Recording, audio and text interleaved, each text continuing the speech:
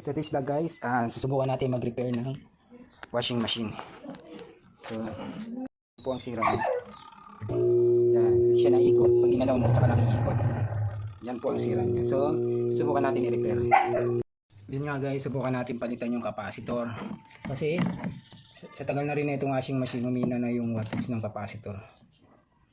Kaya nahirapan na siya i-drive yung motor. So, ito yung capacitor guys. Yan ang papalitan natin.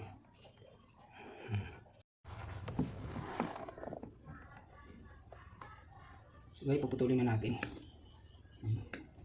So, dito naman wala yung polarity kahit sa may kabit yan.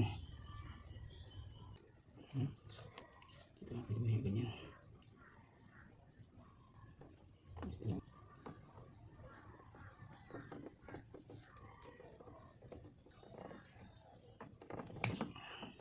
Yan yung isa naman. Guys, tapos dito rin sa isa. So, tayo mo lang connect yan. Then, tapan mo ulit.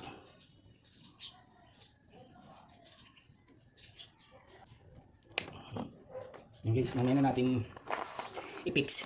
Try muna natin ulit. Okay, sasaksak ko na guys.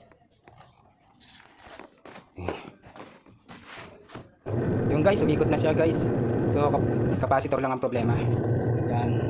Kaya kayo may mga old washing machine, pag ganyan humina yung ikot, huwag nyo muna siyang dadalhin sa electrician. Kung kaya ng asawa nyo magpalit ng capacitor, palitan nyo muna para hindi pa kayo magbayad ng labor. Yan guys, sana may natutunan kayo sa video ko. Thank you sa panonood.